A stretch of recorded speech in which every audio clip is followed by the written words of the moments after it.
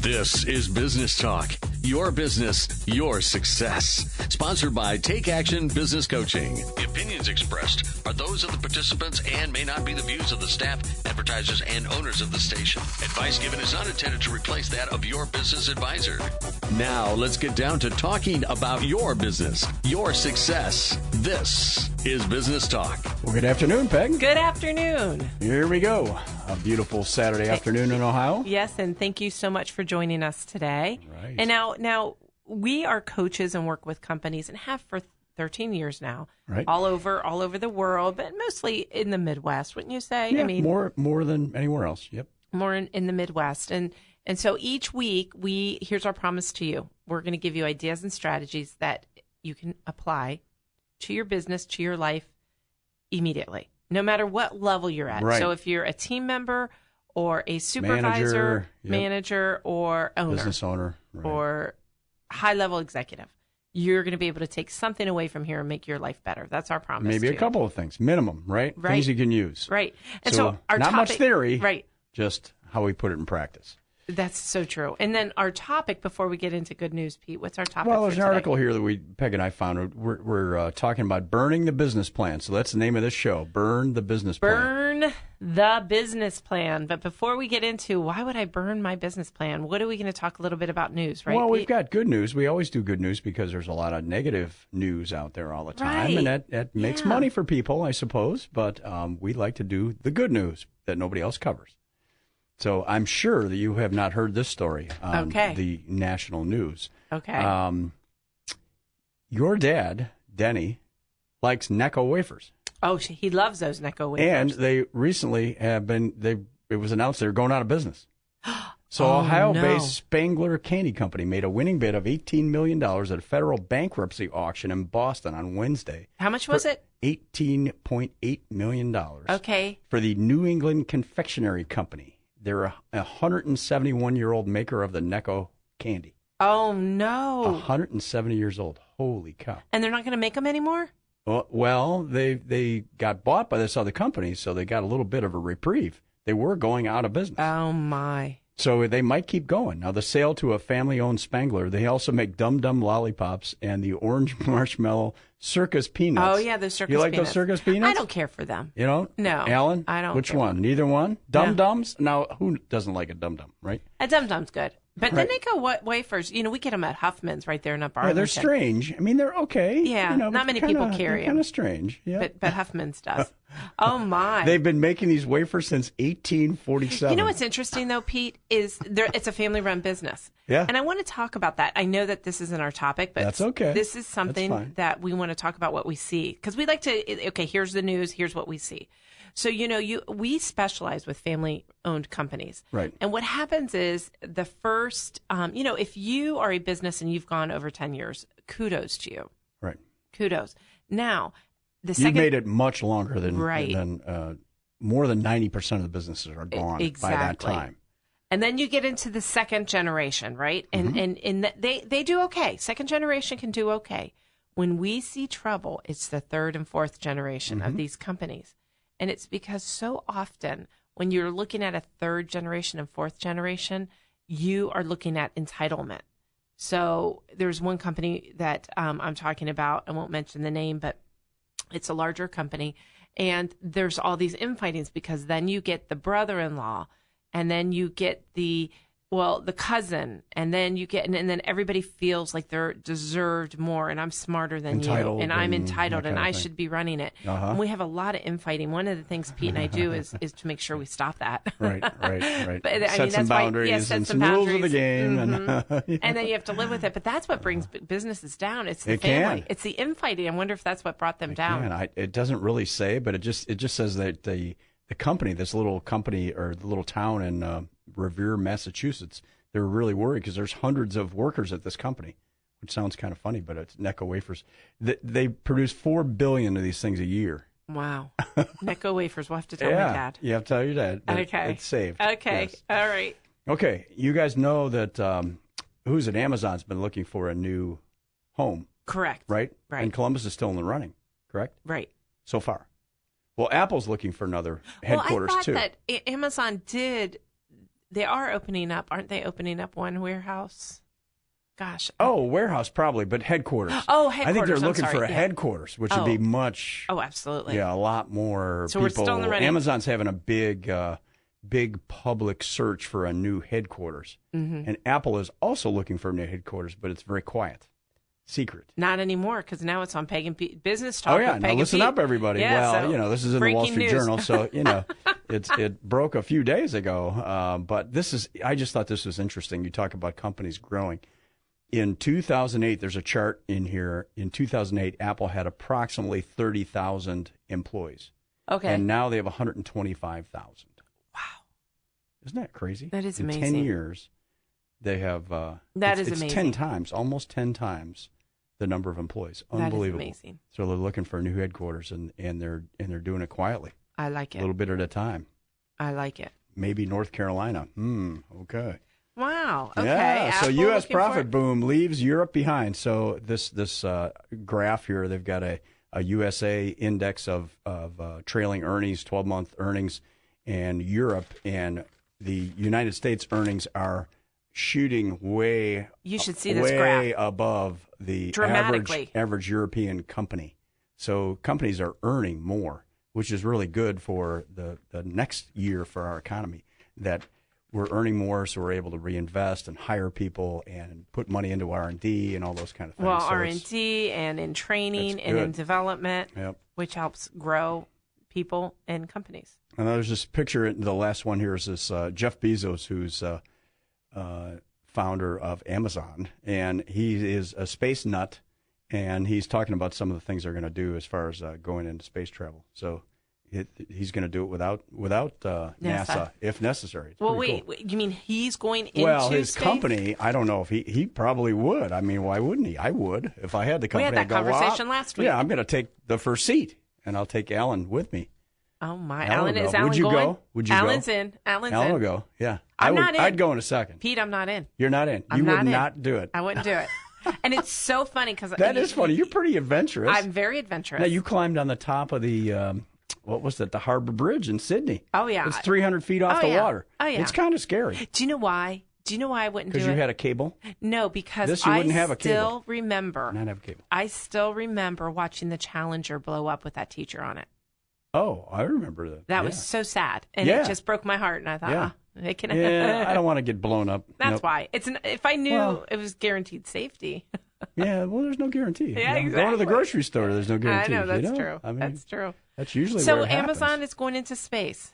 Well, yeah, he's got another, his rocket company, Blue Origin, and he's a self-described space geek and a lifelong reader of science fiction novels, and then he's a billionaire, so I guess now he can Do whatever he wants. go to space, right? You know, and when we have businesses and we do well, we get to do what we want. That's one of the things Exactly. we say to our Right. companies. It was interesting. We have It's a new, your business. yeah, right? Yeah. your business. Guess what? You get to do what you want to do when you want to do it. Right. That's the freedom. Right. And if you want to water the flowers, then water the flowers, and that's We part actually of your had job. one of our business owners tell us that after he did his time study.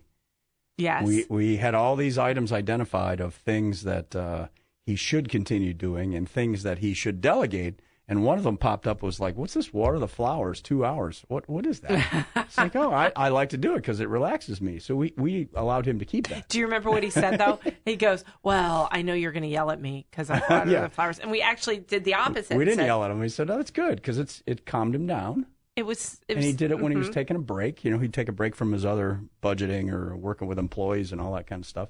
And it was a stress reliever. And he really loved it. So you're the business owner. You get to choose to do that. And before we get into our Right. topic, that's a really good challenge for our listeners. Is a couple things. Number one is, when was the last time? Here's one. When was the last time you did something for the first time? So challenging Like your going comfort to zone. space. Like going to space, exactly. When Okay. was the last time you did something for the first time? Okay. Because you got to always be innovating. And then the second thing is, what are you doing that you love to do, and making sure you keep doing it? Because that's what it's about. Or if you're in a fairly large company, what's something that you would love to do, but it's not your job? Right? And why don't you go do it once in a while? Exactly. You know what I mean? And, yeah, exactly. And it's funny because Pete, we're working with a new business. Pete and I are working with this one company we just brought on, And we gave them as homework. Now, this is the owner. As homework, we said, okay, what you need to do is tell me what it is you truly like doing in this business. Okay. And we're going to create a job description for you. Okay. And then we're going to talk about all of this. This is the owner. This is the owner. Okay. And we're going to talk about all the things you're doing that you don't want to do anymore. And we're going to come up with a plan on how to make sure you don't have to do that anymore, because we're going to increase sales, we're going to hire people, we're going to delegate, and we're going to train. And so you're going to truly be 100% passionate about what you love to do. Got it. That's the good. only thing you're going to do. That's good. So when we return, Pete, what are we going to cover? Well, we're going to talk about this article, and it's related to a book, and the book is called Burn the Business Plan, What Great Entrepreneurs Really Do. And the gentleman that wrote it, his name is Carl Schramm, and he's an economist from Syracuse University, where my brother Mike went.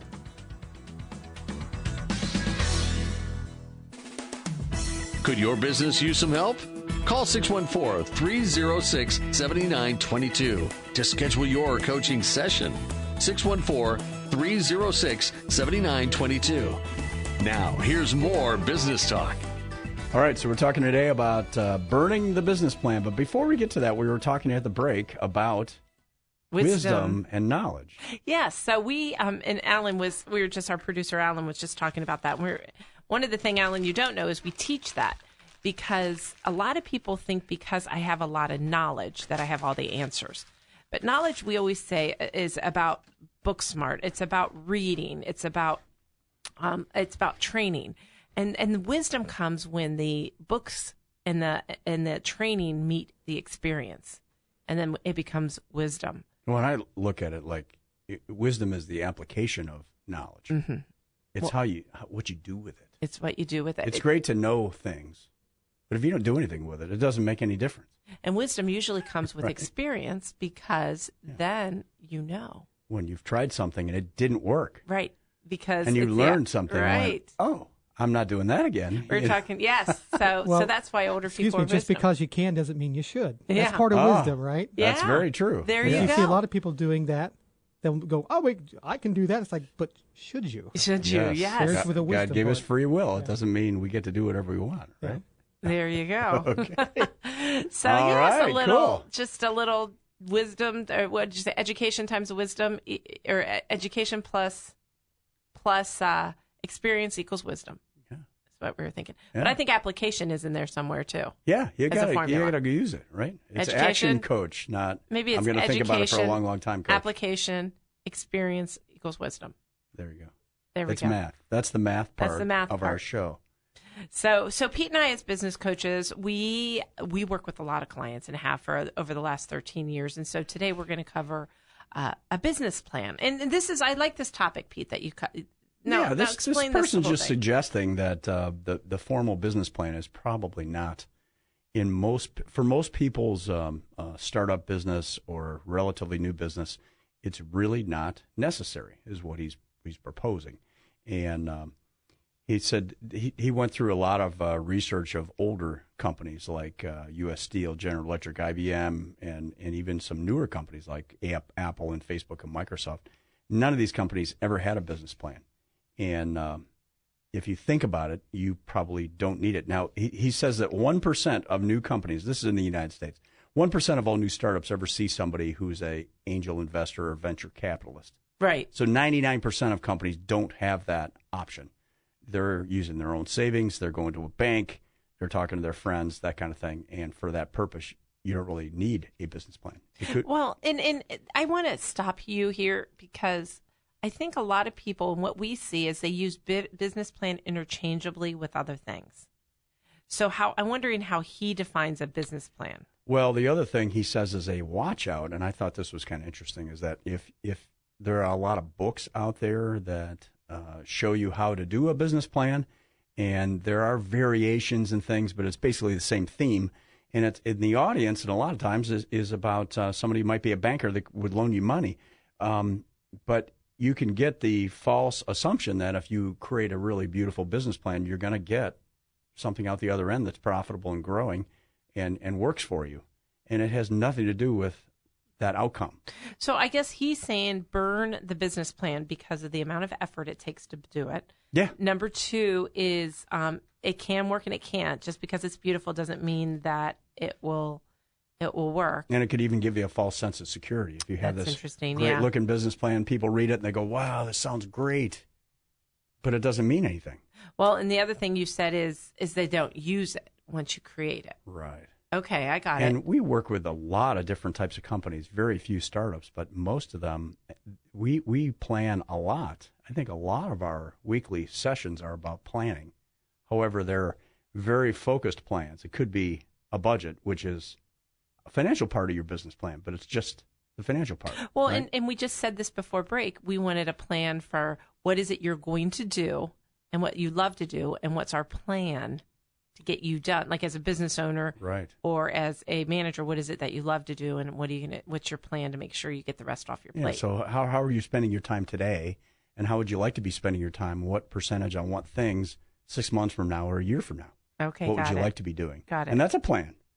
And we always, as human beings, it's great for us to have a plan, to have a great goal, a vision of how we want our role in our business to be, and then a way to work towards that. So what you're saying is when we say burn the business plan, I think what I'm hearing you say is it's not the plans that we create. Like we're working with a company right now because we've created a new position and we're working on a plan to what's the position look like, a job description, right? Oh, yeah, right. Job descriptions are very important. Key performance indicators, right? As part of the job description. Right. As part of it. And that's a little piece of structure that can help you in a business. If you have a job description for yourself that your manager looks at and says, yep, that's really what I want you to be doing, and this is how I'm going to measure results. These are the things we're going to measure to know whether I'm successful in my role or not. Got it. I mean, that's a plan. Well, and and it's yeah. a very focused thing. And something you visit more often. And it's a communication tool Okay. where the two of you can agree that, hey, that is my area of responsibility, and yes, this is how I'm going to measure results. And How often do you think, because Pete, we're working with a business, I want our listeners, and this is Peg and Pete with Business Talk, and today we're talking about burning the business plan, but what we're saying is what plans do we burn and what plans do we do? And now you just mentioned structural of a job description with we call it key performance indicators. How often should you visit your job description, do you think, as a company or as a person, like looking at what I do? Oh, boy. Well, if it's me, I want to look at my own at least once a year, see if I've gotten off track. Right. Right. And I liked what you said is using it as a baseline for your review in a conversation, which you should be doing reviews more than once a year, by the way. You should do quarterly check-ins and at least twice a month. Yeah, we're proponents now, and it's evolved, of more frequent and maybe shorter duration. Yes. And give people feedback every day if you can, and if it's possible. And if you think about feedback, I was reading this, because of our world has changed by the smartphone. And because of that, our expectations... We've gotten dumber? Well, our expectations of getting feedback has become greater because if you think people want it quicker. Right, because if you think of a post, like if you post LinkedIn or a Facebook, you immediately get feedback, right? Right. Well, we have trained ourselves that we want feedback more often. That's how it should be in the business place too, because our needs have become greater for feedback. Well, the other thing, and this is human nature thing, is that feedback should be course corrections, right? Right. Think about sailing. It's a little trim of the sail, and it's to help keep you on course. And if you have it more frequently, you're going to be more efficient. You're going to stay on course more often. Correct. And Right? it won't be a surprise. So, and the only time feedback is bad is when it's criticizing you about something that you can't do anything about. Right. You're so short. Well, and that's what you call personally attacking someone. It's really it is that's emotionally intelligent. We say that's not what they're going to do. So going back to the burning the business plan, I get it. So there's some which we will continue to go on throughout the show, is we're going to talk about different plans that you should have. Yes. It's different plans you should have. Like, so one is making sure your job description. We're a proponent of job descriptions, and the thing is, the work is in the first writing of it. Once you've done the job descriptions for the major roles in your company, updating them is easy. Because really, things are going to change, but they're not going to dramatically change. You're going to make a little edit here or there, or add a a role as your company grows. You'll add some things here and there. But the work, the first time is the hardest time. And then once it's done, it's done. Well, and it's interesting if, Pete, I was just talking to Jeff, one of our clients, last week, and for his coaching session, and we were talking about his business is growing. Yes. And so with that, so when your business is growing, I'm thinking of the Apple news story you had. Would they have 30,000 employees and they're at 120,000 or something? That's 10 times what they had. Yeah. So obviously it becomes a new company, right? So one of the things we did with Jeff that worked out real well is as we're planning his growth. Now, remember, burn the business plan, but not this plan, is doing an org chart. Now, explain how we do that, the org chart. Well, that's again, it's a tool, but it's also a goal setting tool, and we're doing it with a client that's out of state right now, and creating. We have org charts for how the business is today, but we need one for 3 years and 5 to 6 years from now, and that 5 to 6 years is close to when one of the principals is going to retire. Right. And we need to know who's going to be in what position at that time, and is there anybody that's currently in the company that could take over the role that this gentleman's in? And if not, we need to hire somebody. So it's a way for you to lay out where you're going to be in a few years and work towards it. And in some cases, we've had people say, "Oh my gosh, Lord, Pete and Peg, I can't go beyond 3 years." Well, then that's fine. Yeah, that's okay. Do your 1, 2, and if you're in a rapidly changing business, right. That's fine. That's fine. Yeah. We did one where we had a company that is at $2 million now. Then we did 3.5, and then we did 5 million. Okay. And the reason that the org chart changes is that we've determined that our labor changes with the, sometimes your org chart doesn't change from 2 to 3 million. Right. Because you have capacity. You may add some people in different departments, but the structure of the company may not change at all. Well, in this case, they weren't at capacity, so they didn't have to add anyone. Okay. It was at 2.2 to 3. Like they had room. Yeah. And then from 3 to 4, they had to add people. So, Right. So creating a plan, and then the job descriptions of each one of those. What we did with Jeff is sometimes you can create them on your own, but what we're having his team do is we're having a meeting, and then we're going to put people in groups, and we're going to hand out their current job description. And when I say groups, I mean like, okay, all of the bookkeepers are here, all of the laborers are here, all of the insert that area. People doing the same job. Doing the same job, and we're going to look at the job description, and we're going to take 10 minutes, and they're going to say, okay, what should be on there? What should be off? How should it change? Okay. What do we take out? What do we put in? Exactly. Edit it. And then it comes from them, and then there's buy-in. Oh, that's great. Yeah. And it's not one person like your HR person doing it. It's not the boss saying, here it is. Exactly. It's them creating it and say, I do this every day. I'm going to... And it's good for you to see what they're doing. Right, and you as the owner, manager, shareholder, you can look at it when they get done and say, oh, no, you forgot something. Exactly. Right? You can make sure that critical things that need to be in there are in there. Right. But it doesn't mean that if you get them involved, it almost always helps get a better product and produces buy-in. Right. And that's a strategy you can do. You listening right now, you could create that and say, hey, I'm Peg and Pete, I'm going to do this. I'm going to do this update of my job descriptions. I'm going to have the team do it. And then and that creates alignment too. And so it makes everybody on the same page.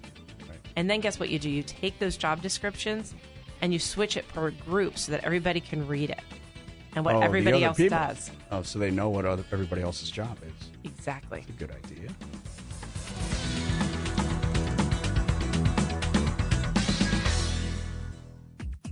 To learn more about today's topic, call 614-306-7922. Now, back to more business talk. Good. All right. We're talking today about burning the business plan. And when we say burning the business plan, it doesn't mean we don't plan. Right. It's not what we're talking about. Yes, but what kind of plan are they talking about? We're talking about the formal business plan. If you go to the library or go to the bookstore, there's going to be 10 books on the shelf of how to write a business plan. And that's what this guy is talking about, is that. And he calls Zuckerberg, who started Facebook, right? In his mid-20s.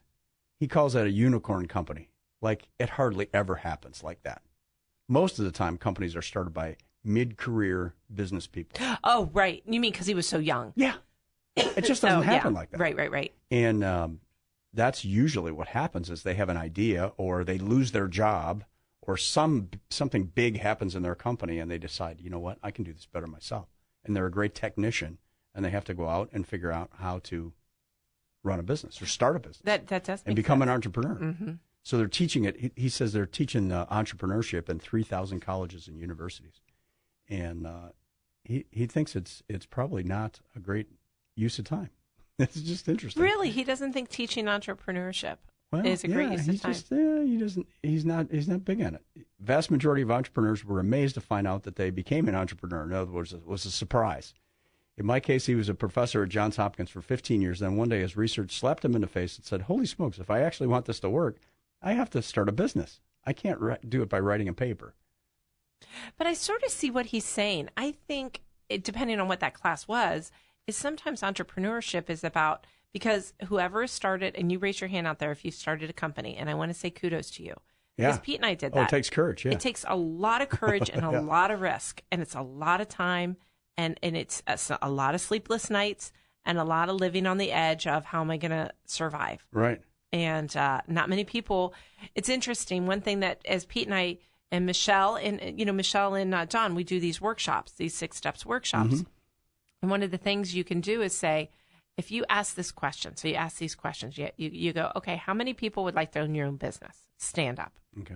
Now, I mean, this is maybe not just business owners, but anybody. Stand up if you'd like to just a group of the just average public. Average public. Yeah. And most people would probably stand, I believe. Most people would. I mean, more than half. In our workshops, more than half. Yes, thank you. More than half would stand. Okay. And then you say, okay, stay standing if you are ready to risk your home. And then you get people standing. And some people sit. Sit. Right. Then you say, if you're willing to risk all your wealth. Yeah. Okay. And I have one. Uh-huh. All your relationships. That's the next question. Very Right. good. Okay. And then there's one more. Do you know what it is? Now, risking all your relationships, risking your health. Oh, you're right. And you're going to die. You're going to die broke. No. And alone. It's because sometimes the stress, it's that hard. Yeah. And I'm not saying this because it's what I learned. I'm saying it's because that's what I experienced. Not to be negative, just it is challenging. There is no doubt. But there is no doubt it's the most rewarding thing you could ever do. Absolutely. Pete and I just talked about that. Yeah. We go, because Pete and I have been in this business now 13 years, and we said, oh my gosh, how, if we didn't have each other as partners, it would be tough to do it on your own. It'd be pretty, it wouldn't be as fun. Well, a lot of times the things that are the most challenging or the most scary are the most rewarding. I remember we were talking about the Harbor Bridge in Sydney a few years ago. We climbed to the top of that, and if you look down, it's kind of scary. I mean, it's 300 feet to the water. Yeah, it is. It's scary, but it's exhilarating at the same time. Right, exactly. And it's exciting, right? So this is Peg and Pete with Business Talk, and today we're talking about burning the business plan. And I think what we're saying is the business plan that is super detailed that you would spend hours doing, giving it to a bank or whatever, because we never use it. Yeah, right? It's funny. And this author, Mr. Schramm here, says the interview, he asked him, how should we teach our kids about entrepreneurship? If it's not something that we should teach in a classroom, how should we do it? And he says, well, I don't think we can change it. I think it should be abandoned. I think it should be overthrown. He says, if you look at it empirically, entrepreneurs don't come from formal training. They come from, a lot of cases, from engineering or science, technology, engineering, and math students. Oh, interesting. That MIT and Caltech create lots of entrepreneurs, but they're an engineering school. And they think about problems and how to solve problems. I like that, though. And then they come out and go, well, there's a problem, and I know how to solve it. Mm-hmm. And they start doing it. But that is true. And they don't teach entrepreneurship. And at MIT, there's one professor in the business program who teaches entrepreneurship. I'm curious what that class has in it. What are they teaching you? The one that they have, yeah. Wonder. I'm curious. Yeah, I wonder what it is. Like, what are you teaching? And the other thing he mentions, and this makes sense because it happened with us too, is that when you get to the point where you're at midlife, you may have some funds, or you may know some people with funds or relatives, that kind of thing, where you can access some capital to start your business. Right. Maybe your spouse has a good job, and you can go start your business because of that. Well, have you ever seen the movie, oh golly, and Alan, if you know this, it's with Rodney Dangerfield, Back to School. And I don't think I ever saw that one. Oh, no. My gosh. I love Rodney. Now, Rodney Dangerfield is this really accomplished entrepreneur, owns in all this of movie? these. In this movie, he owns all these big they're big clothes, like I don't know, for big people, because he's big. You know what I mean? Yeah. So he has all of these all these stores, and he goes back to school because he never had a degree, and he goes to a business class, and they're teaching him, right? They're teaching him what to do, and he's like, oh, no. That won't work because you've got to grease the construction guy to come and do your job versus another job. And, oh, no, that won't work. He's telling you how it actually works in the real world. So I feel like this guy, this Schramm. Yeah. This Schramm is probably saying the same thing as it's not reality. So I bet you a class that would be reality would be good. Would be good. One of the companies that he uses for an example, a real world example, is the Dyson vacuum cleaner. Yes. This guy was an industrial designer, and he thought that vacuums were behind the times, and he was using a vacuum cleaner. Noticed that the more you used it, the dirtier it got, and the slower it worked, or the less power it had. And he built 1,000 prototypes and quit his job. His wife was a teacher, and he lived on a modest income. So the wife did all the money earning in the family. Wow. No companies in the U.S. or England wanted any part of his product. They resisted it because they were making a lot of money on selling paper bags for conventional old-fashioned vacuum cleaners. Because you had to change that paper bag, and they made money on that. I remember that. And they didn't want to talk to him. So he went to Japan, and it became successful in Japan first. And then the American and British companies tried to steal his design. It's interesting, right? They tried to steal it. Yeah.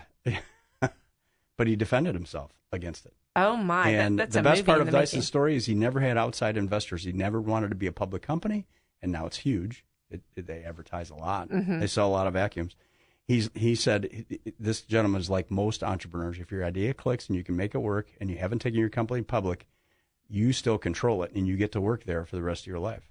Hey, Pete, what we should do is let's call him and see if we can interview him. This Dyson guy? Yeah, let's That'd be do a it. really good interview. This would be a good interview. Let's do that. Let's call him and see if, because what a great story. But 1,000 prototypes. That's a lot. That's a lot of work. That's a lot of each work. time he's got to fiddle with it and make something different and try it again. And I mean, how long? It must have taken years. Yeah. It had to. Well, and that's the other thing is as you're looking at entrepreneurship, one thing I see, not just with us, but with most people, is they don't allow themselves the time it takes to be successful. Because what you see is the success, but what you don't see is everything that went behind that moment.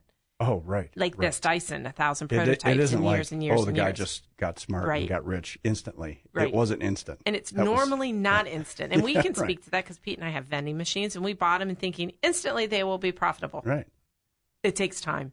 It does take And time. I was laughing, going, I know this. I teach this. And yet I was expecting something different. Right. And now And you have setbacks, right? You have locations that don't work and machines that break down and Right. a product that isn't good. So it's so funny. No matter what you do, it's the time you have to. Yeah. So what we do want you to do, we don't necessarily need to burn the entire business plan, but what we do need you to have is different types of plans that you can execute on. Yeah, and you call it a growth plan when you put these Org sales charts. projections and Mm-hmm. org charts together for 3 years, 5 years from now. You do have to think a little bit about what you want it to become and what parts of the business do you really want to grow. And sometimes there are parts of the business you don't want to grow. And Right. you got to come to grips with that and decide, what do I really want to be? And it forces you to think. Well, I liked what you said. What do I want to be? Because most often I see, and Pete, I bet you do.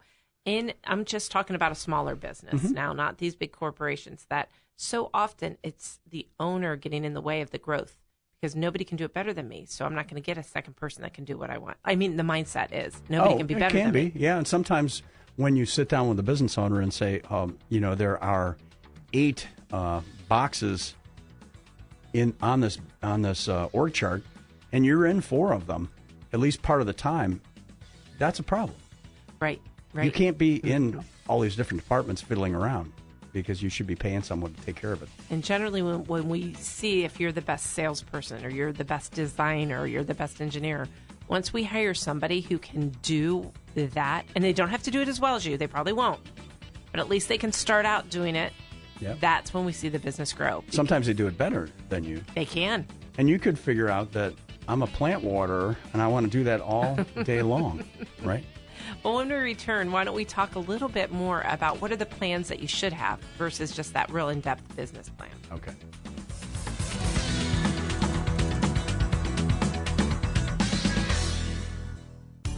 Could your business use some help? Call 614-306-7922 to schedule your coaching session. 614-306-7922. Now, here's more business talk. Now we're talking about burning the business plan, and we're not really recommending that you don't plan. We are It's a type of plan. planning. And this is from a book, Pete. What was the book called again? It's called Burn the Business Plan. Right. What great entrepreneurs really do. Right. No, it's what he's really saying is that most companies, and Zuckerberg's company is an anomaly. It's not normal. He calls it a unicorn. Most companies are started by people that don't go to school to become an entrepreneur and don't create a formal business plan. Almost all of them. Right.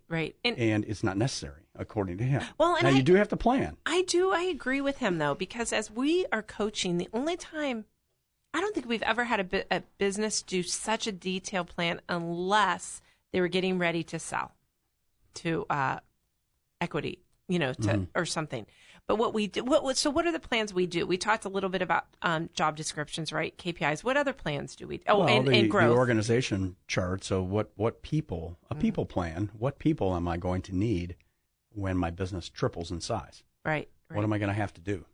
What departments need to triple and what departments need to grow slowly? Right. And just for our listeners who might have just joined us, you still need a people plan even if you're not growing at 3 times. Right.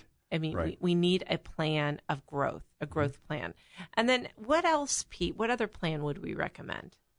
Well, the budget. I mean, and it doesn't have to be painful. We had a client years ago. We started doing a budget with her, and she grabbed her purse and took a pill. And about 15, 20 minutes later, she was calm enough to start working on the budget with us. She took a said, Valium. "Oh, yeah, it calmed me right down. Now I can talk about a budget." And she's like, I've been doing this for 20 years. I've never had a budget before. It scares the daylights out of me.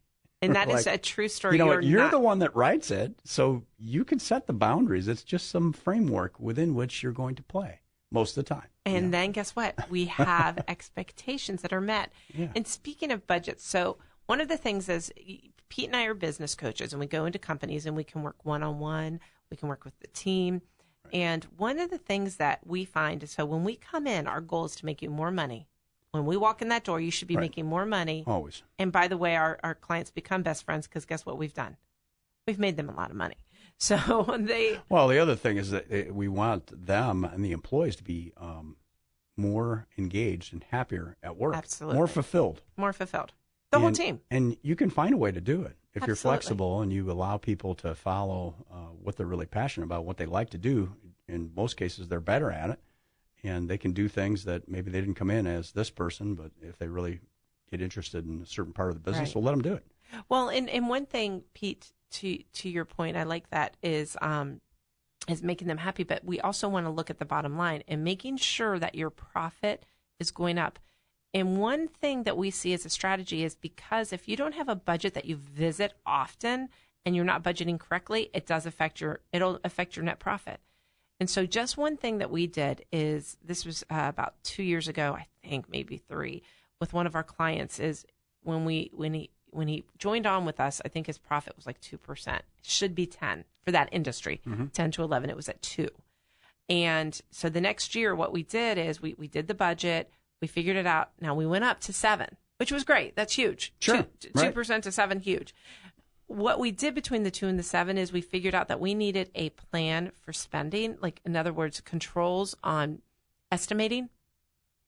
So one was estimating. That was one. And then that helped us get to 7. But now again, we needed to get at 11, right? So the next year we got up to 8, I think. And I'm like, what happened? And they said, we didn't budget properly.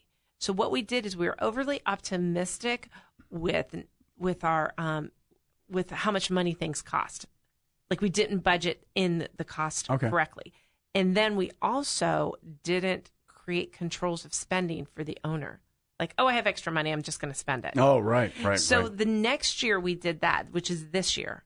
And right now, I just got reported last week that we're on 11%. Oh, excellent. You're there. We're there. But you've gone from 2% net 2% net to 11%. To 11% net. And when you're talking $5-6 million, 500% increase, it's really good. It's pretty darn good. Yeah, right. And so when you said financial plan, that's what we're talking about. And it just that it allows us to open the window to what's really happening and making sure that we're doing that.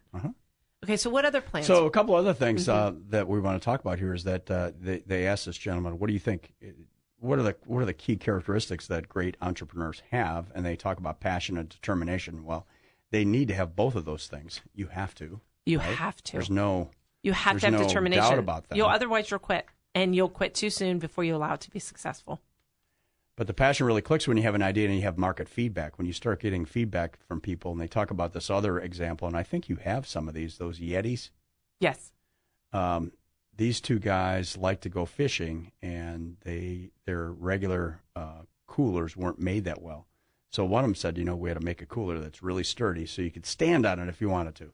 So that's how they got the idea. Is that how the Yeti came into business? That's what they're saying. I've got to tell you, that whole thing has changed my world. Because unless you if you see what I have, this is like a Yeti, but it's a ripoff, I think. Well, maybe it is a Yeti. No, it doesn't have the name on it.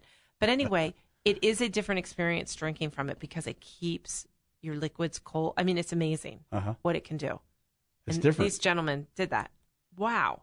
Yep. The book points out the fact that there are many new companies coming out of old companies. So that happens a lot, is people are working in a big company and have an idea and they're not allowed to pursue it, and they quit. They leave and go start a company.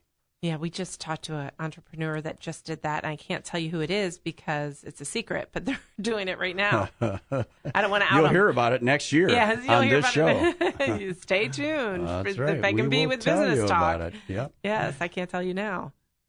So, Pete, what plans? Okay, so we talked about burning the business plan. We do another plan, a 90-day plan. Let's talk a little bit about the 90-day plan. Well, we actually have one coming up on June 8th in Grandview, and it is from 8:30 in the morning until 3:30 in the afternoon. We'd like you to be there next Friday. 8 o'clock so you can meet other business owners and other employees of our clients. And basically what we do is we take you through a full day planning session so that for the third quarter of this year, you have a plan, a written plan that you created yourself. Correct. Or maybe you and one or two of your key employees create yourself. Right. And you're in this room with other business owners who are having very similar challenges, whether it's cash flow or clients or whatever it happens to be, financial, growing too fast, can't find people, all those kind of things. They're all have very similar challenges. And we always do one learning segment, and this learning segment is about marketing. Right, marketing and digital, and well, I think what they're going to do is merge. The topic is we're going to merge two advertising, like the old with the new, like how older strategies of advertising and marketing work today, how you still utilize it, and then how you utilize it together with online. So because digital marketing is a big topic. It is a big topic, and it can be done wrong and isolated. And you can spend a lot of money on it, right? And so they're going to talk about that. Okay. We have Jim, and Mike from Hutchison Media. They're going to be talking about that, right? So they're going to be talking about that. And so the 90-day plan is what we want everybody to have, all your team members. And what it is you're going to figure out what your priorities are. You should have 2 to 3 top priorities for the 90 days. And create a focus on that. Right. A small number of very critical things. Right. Very important things. And so what we want you to do is create a parking lot. We call it the parking lot. That whenever something new comes into our space, it's up to you to really monitor and police it. That looks fun and interesting. Yes.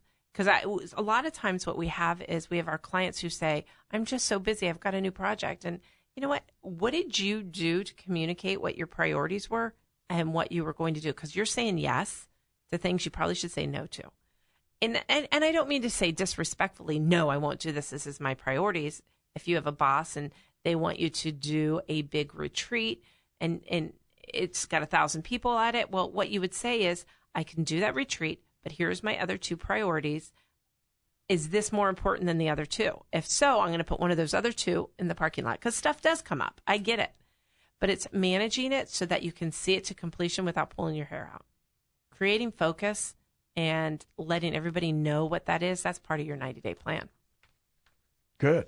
Very good. So we'd like to have any of you guys that would like to come and bring a guest, give us a call, 614-306-7922, and we'll get you a seat. Yes. I mean, and it's next Friday, and we would encourage you to bring you and someone from your company. And it's a casual day from 8. You want to get there at about 8:15, and then we finish up around 3. 333. And there'll be about 40 people there, and you'll meet a lot of people. And it's right in Grandview. So we enjoy it. We enjoy our space at MA Architects. It's beautiful, and we overlook downtown, and it'll be free for you when you call. I like that. That's good. 614-306-7922. So going back to this book that we talked about here for the last 45 minutes is Carl Schramm's Burn the Business Plan is the name of the book. How should students prepare to become entrepreneurs? Well, one of the things he suggests is you should go work in a large business for a while because they're going to take the risk. And you can learn. Right. Hopefully you get into a department that you love, right? And work in a section of the business that teaches you something. Right. But get in there and just go to work for a while. Right. And if it's not the right business, get into another one. Well, and it's funny he said large business because I was reading somewhere, which I like because, I have Allie and Lauren now. Allie's 17 and Lauren's 14. And I always talk about them going to maybe a smaller business where they wear many hats. So then you learn to do more things. I think either way you go, you're good. Either way you can do it. Right. I mean, either way. But it's just learning on somebody else's dime before you start using your own money to learn from. Well, and it's in the details. That's what he suggests, is that a lot of times as an employee in a bigger company, you're digging in and getting things done, and then you're noticing that, hey, there's a better way to do this or that, and I have an idea on how to do it better. And that's usually where somebody gets the idea that, I can go and it starts there. Start selling this or creating something that somebody else will buy. I agree with him. I like his book. So Burning the Business Plan book is we read excerpts of it, but I think by listening to our show, you get the grasp of what it is. Yeah. If you wanted to read more, that would be good. And so we're going to... and we read a lot, so we want to recommend lots of books to you. And actually, if you're interested, we can send you a book list. If you give us a call, good idea. 614-306-7922. We send you a list sorted by topic, a whole variety of topics about different business books that we recommend. Or you could go to our website, takeactionbusinesscoaching.com, and on there you can put your name and we'll reach out to you. This has been Business Talk, your business, your success. Sponsored by Take Action Business Coaching. The opinions expressed were those of the participants and may not be the views of the staff, advertisers, and owners of the station. Advice given was not intended to replace that of your business advisor. For more information about the topics discussed today, call 614-306-7922. 614-306-7922. Tune in next week at this time for more Business Talk, your business, your success.